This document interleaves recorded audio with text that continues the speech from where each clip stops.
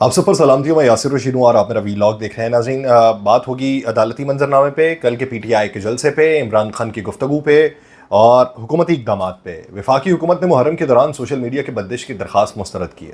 یہ درخواست بھیجی کیوں گئی؟ وزارت داخلہ کے ذرائع بتاتے ہیں کہ صوبوں کی جانب سے محرم الحرام کے کچھ ایام میں سوشل میڈیا کی بندش کی سفارش کی گئی تھی، جسے وفاقی حکومت نے مسترد کیا، اور سوشل میڈیا اپلیکیشنز وفاقی حکومت کے مطابق بند نہیں ہوں گی۔ محرم الحرام میں سیکیورٹی کو فول پروف، مزید فعال اور مؤثر بنایا جائے گا، اور محرم میں موبائل سگنلز بھی ان مقامات پر بند ہوں گے جہاں جلوس اور مجالس ہوں گی۔ محرم الحرام کے دوران مختلف صوبوں کی طرف سے مختلف صوبے، اب یہ کون سے مختلف صوبے ہیں یہ نہیں کہا گیا، پنجاب نے ایسی بات ضرور کی، کہا گیا کہ مختلف صوبوں کی طرف سے 6 اپلیکیشنز کو 6 سے 11 محرم تک بند رکھنے کی سفارش کی گئی تھی۔ اب بات یہ حیرت انگیز طور پہ اور خوشگوار حیرت ہے یہ کہ اس حد تک بانڈنگ مضبوط ہے صوبوں کی کہ تمام صوبوں نے 6 اپلیکیشنز کو بند کرنے کی سفارش کی، یعنی ان کے روابط بہت اچھے تھے۔ اس کے پیچھے بنیادی طور پہ مقصد یہ تھا کہ پاکستان تحریک انصاف کی تحریک شروع ہونے والی ہے ساتھ نہیں، اور پاکستان تحریک انصاف کی تحریک سے متعلق ابھی کوئی ٹھوس شواہد موجود نہیں ہے کہ وہ دھرنے میں تبدیل ہو جائے گی یا پھر ایک دن کے جلسے پہ اختتام پذیر ہوگی، اس لیے فی الوقت تو اسے مؤخر کیا گیا، لیکن وہ دھرنے میں تبدیل ہو گئی تو اس کے اوپر عمل درآمد بھی ہو سکتا ہے۔ جیل سے خان صاحب نے یہ پیغام بھجوایا، انہوں نے پہلے کہا جی ایک شخصیت نے پیپلز پارٹی اور پی ایم ایل این کا بیڑا غرق کر دیا ہے، اور ایسا کبھی دشمن کے ساتھ بھی نہیں ہونا چاہیے۔ دوسری بات انہوں نے تحفظات کا اظہار کیا، سلمان اکرم راجہ صاحب نے جو چیف جسٹس قاضی فائز عیسیٰ صاحب پہ کیا تھا تو انہوں نے اس پہ اوپر تحفظات کا اظہار کر دیا۔ تیسری بات انہوں نے یہ کہی، انہوں نے کہا مریم نواز، نواز شریف، خواجہ آصف کی ویڈیوز موجود ہیں، ان کے بیانات موجود ہیں، تو میں بھی خیبر پختونخوا حکومت کو کہتا ہوں کہ ان کے اوپر بھی کیسز بنائے جائیں جس طرح خان صاحب پہ کیس بنایا۔ ادھر دوسری جانب کراچی یونیورسٹی کے ایک یونیورسٹی نے جسٹس جو طارق محمود جہانگیری ہیں ان کی ایل ایل بی کی ڈگری کو جعلی قرار دے دیا کہ داخلہ کسی اور نام امتیاز احمد ہوا اور ٹرانسکرپٹ طارق محمود جہانگیری کے نام کی ہوئی۔ یہ عامر سولنگی ہیں، صحافی ہیں، انہوں نے یہ پوسٹ کیا، لیکن جسٹس طارق محمود جہانگیری 6 سال تک قائد اعظم یونیورسٹی میں بطور پروفیسر وکلا کو فوجداری قانون پڑھاتے رہے، جسٹس ہیں، اور ایل ایل بی کی ڈگری کو جعلی قرار دیا جا رہا ہے۔ اب آ کے یہ وہی جسٹس طارق محمود جہانگیری ہیں کہ جو اسلام آباد کے 3 حلقوں کی سماعت کرنے کے بعد اس کا فیصلہ سنانے والے تھے اور اس کے اوپر اعتراض اٹھا گیا، الیکشن کمیشن نے بینچ کو تبدیل کر دیا تھا اور چیف جسٹس اسلام آباد ہائی کورٹ نے اسی بینچ کو برقرار رکھا تھا، اور اب ان کے بارے میں اس طرح کی خبریں نکل رہی ہیں۔ یعنی یہ ہے ہمارا اخلاقی لیول کہ ہم ججز کی کردار کشی سے بھی پیچھے نہیں ہٹتے۔ ادھر پاکستان تحریک انصاف کو کل جلسے کی اجازت ملی، آج تیاریاں انہوں نے شروع کر دیں، تو رؤف حسن صاحب کے مطابق ان کے کرین آپریٹر کو اٹھا لیا گیا، گرفتار ہو گیا۔ وہ کہتے ہیں لیکن جلسہ ہوگا، چاہے سٹیج یا لائٹ نہ ہو، ہم سب اکٹھے ہو کر وہی جا رہے ہیں۔ خان صاحب نے جیل سے یہ کہا ہے، ان سے یہ سوال کیا گیا جب آج پیشی تھی، تو ان سے سوال کیا گیا کہ دیکھیں جی، بادی النظر میں عام تاثر یہ پایا جاتا ہے کہ آپ کے جو رہنما ہیں وہ آپ کے بارے میں بات نہیں کرتے، وہ اپنی میٹنگز یعنی اپنے جو عیاشیاں ہیں وہ اس کے اندر مصروف ہیں۔ تو انہوں نے یہ کہا کہ سینٹ کے اندر شبلی فراز، قومی اسمبلی کے اندر عمر ایوب اور جو علی امین گنڈا پورا، انہوں نے دھڑلے سے میری باتیں کی ہیں، تو میں باہر نکلوں یا نہ نکلوں میری پارٹی تقسیم نہیں ہوگی۔ دوسری طرف رانا ثناء اللہ صاحب کہتے ہیں کہ اگر یہ 9 مئی میں ملوث نہیں ہے تو آئیں بیٹھ لیں، بات کر لیں۔ رانا ثناء اللہ صاحب نے کہا کہ ملکی مسائل کا حل صرف اور صرف مذاکرات ہیں، پی ٹی آئی کہتی ہے کہ 9 مئی سازش تھی اور وہ ملوث نہیں ہے، تو آئیں بیٹھیں بات کر لیں۔ انہوں نے کہا مذاکرات ایک جمہوری تقاضا ہے اور اسے ہمیں انکار نہیں ہے، ہم نے پہلے بھی کہا تھا کہ مذاکرات کے لیے تیار ہیں اور آج بھی ہمارا یہ موقف ہے کہ ہم مذاکرات کے لیے تیار ہیں۔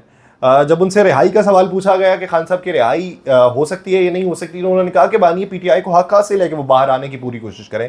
جبکہ ان کے باہر آنے سے کوئی طوفان نہیں آ جائے گا۔ انہوں نے کہا ملکی مسائل کا حل صرف اور صرف مذاکرات ہیں، اور پاکستان تحریک انصاف کہتی ہے کہ 9 مئی ایک سازش تھی اور پاکستان تحریک انصاف اس میں ملوث نہیں تھی، تو آئیں بیٹھیں بات کر لیں۔ جبکہ پاکستان تحریک انصاف نے کچھ سوچ رکھا ہے تو پھر ہم نے بھی بندوبست کیا ہوا ہے۔ رانا ثناء اللہ صاحب نے ملک میں مہنگائی اور بجلی کی مسلسل بڑھتی ہوئی قیمتوں کے حوالے سے یہ کہا ہے کہ عوام کو سب معلوم ہے، مشکلات برداشت کریں گے، عوام کو یہ معلوم ہے کہ یہ کس وجہ سے ہم پہ مسلط کیا گیا، لیکن عوام کو کچھ معلوم نہیں ہے، عوام معلوم کرنا ہی نہیں چاہ رہی، عوام آپ کے اوپر تکیہ کرنا ہی نہیں چاہ رہی،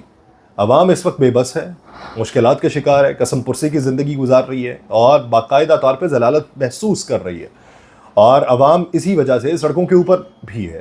لیکن اب اگر کل کے دن پاکستان تحریک انصاف اسلام آباد میں جلسہ کرنے میں کامیاب ہو جاتی ہے اور پھر وہ یہ سوچ لیتی ہے کہ یہ اس جلسے کو دھرنے میں تبدیل کر دیا جائے گا، تو پھر کتنی مشکل پیدا ہو سکتی ہے۔ دوسری بات یہ کہ بات بارہا میں نے کی کہ جب پنجاب کابینہ نے پہلے سفارش کے طور پہ اسے رکھا کہ عمران خان کے اوپر مقدمہ درج کیا جائے گا، اور پھر پوری کابینہ سے منظوری لی گئی، پھر ایک آرٹیکل نہیں آپ 5-6 آرٹیکل اس کے اوپر لاگو کر دیتے ہیں، جس میں آرٹیکل 121، 121A، 123A، 153، 131، جب آپ یہ سارے لاگو کرنے کی بات کرتے ہیں اور پھر آپ کہتے ہیں کہ اسی کے پیرائے کے اندر مقدمات درج کیے جائیں گے کہ ملک میں تقسیم کی سیاست اور ملک میں یہ ساری چیزیں کرنے کی کوشش کی، وہ کس پہ؟ عمود الرحمان کمیشن رپورٹ کے اوپر جو عمران خان کی طرف سے ٹویٹ منظر عام پہ آیا تھا، اس کی بنیاد بنا کے پنجاب حکومت نے یہ مقدمہ بنانے کا فیصلہ کیا۔ تو اس بارے میں خان صاحب نے آج جیل سے یہ پیغام دیا کہ پہلے تو یہاں پہ تحقیقات ہو رہی ہیں کہ عمود الرحمان کمیشن رپورٹ مجھ تک کیسے پہنچی جیل کے اندر، وہ تحقیقات ادھر جیل کے اندر ہو رہی ہیں۔ پھر انہوں نے یہ بات کی، انہوں نے کہا جی کہ میاں نواز شریف، خواجہ آصف اور مریم نواز اس کی تقاریر جو ہیں وہ ریکارڈ کا حصہ ہیں، ریکارڈ کے اوپر موجود ہیں، ویڈیوز پڑی ہوئی ہیں۔ تو میں خیبر پختونخوا حکومت کو کہوں گا کہ اس کے اوپر مقدمات بنائے جائیں، یعنی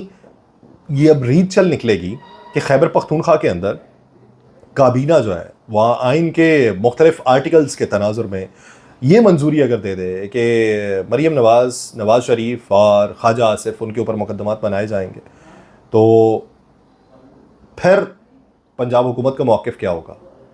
اگر ادھر ایم کیو ایم کی بار بار تحفظات کا اظہار کرنے پہ پیپلز پارٹی اٹھے اور پیپلز پارٹی ان کے اوپر مقدمات بنا دے، یا جماعت اسلامی کے اوپر مقدمات بنا دے، یا جی ڈی اے کے اوپر مقدمات بنا دے، اور مقدمات وہ حکومتی مدعیت میں یعنی کابینہ کی منظوری سے درج کیے جا رہے ہوں، وہ سرکار کی مدعیت میں کسی تھانے میں یا کسی اور عوامل میں کسی شہری کی جانب سے نہ کیے جا رہے ہوں، وہ حکومت کی منظوری سے درج کیے جا رہے ہوں، تو کیا بنے گا ملک کا؟ مقدمات اور مقدمات کی بھرمار،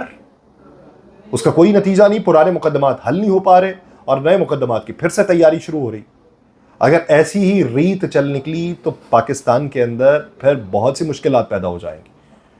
مریم نواز صاحبہ کی بہت سی تقاریر موجود ہیں، سپریم کورٹ کے باہر والی تقریر ہی کافی ہے جو انہوں نے کی۔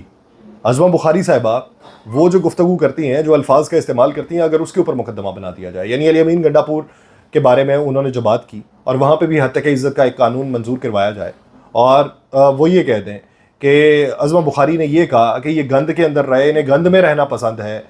انہیں گند کی بو نہیں آتی، تو وہ اس کے اوپر حتیٰ کہ عزت کا ایک بل بنا دیں۔ تو اگر مریم اورنگزیب صاحبہ کے اوپر، ان کی گفتگو کے اوپر یا طرز تخاطب کے اوپر کہ یہ فتنہ پارٹی ہے اور انہوں نے اسمبلی کے باہر بیٹھ کے فتنہ پھیلایا ہوا ہے، اگر اس کے اوپر مقدمہ بن جائے تو پھر میاں نواز شریف صاحب کی گجرانوالہ والی تقریر جو انہوں نے ویڈیو لنک کے ذریعے خطاب کیا تھا، اس کے اوپر مقدمہ بنایا جائے تو پھر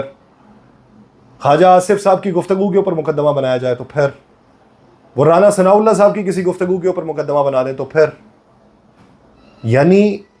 ہم ججز کو تنقید کا نشانہ بناتے ہیں، ججز کی کردار کشی کرنے لگتے ہیں، سیاستدانوں کو تنقید کا نشانہ بناتے ہیں، ان کی کردار کشی کرنے لگتے ہیں، اپنے مخالفین کو دبانے کی کوشش کر رہے ہیں، اتحادیوں کو نوازنے کی کوشش کر رہے ہیں، بین الاقوامی سطح پہ اپنے روابط جو ہیں وہ بحال نہیں کر پا رہے۔ ہمیں یہ نہیں معلوم کہ کسی ملک کے اگر صدر کے ساتھ کھڑے ہیں تو سب سے پہلے اس سے مصافحہ کرنا ہے یا دوسرا دور جو آ رہا ہے، یعنی پیوٹن جو ہے وہ ہاتھ آگے بڑھا رہے ہیں، اور ہمارے میاں صاحب نے ہاتھ بھی آگے نہیں بڑھایا، دوسری شخصیت کو جا کے پہلے سلام لے کے آئے، پیوٹن صاحب کھڑے دیکھتے رہے کہ یہ میرے ساتھ کیا ہوا، واپس آئے تو پھر ان کے ساتھ مصافحہ کیا۔ یعنی ہمیں اپنی خارجہ پالیسی کی بھی پرواہ نہیں، معیشت کی بھی پرواہ نہیں، اپوزیشن کی بھی پرواہ نہیں، عوام کی بھی پرواہ نہیں، قانون کی بھی پرواہ نہیں، آئین کی بھی پرواہ نہیں، اور کسی جگہ پہ کسی چیز کی اگر پرواہ نہیں ہے تو کس طریقے سے یہ ملک پروان چڑھے گا؟ اداؤں پہ غور کرنا پڑے گا، بصورت دیگر ادائیں ہمیں لے ڈوبیں گی۔ مجھے دیجیے اجازت، اللہ نے کے بعد۔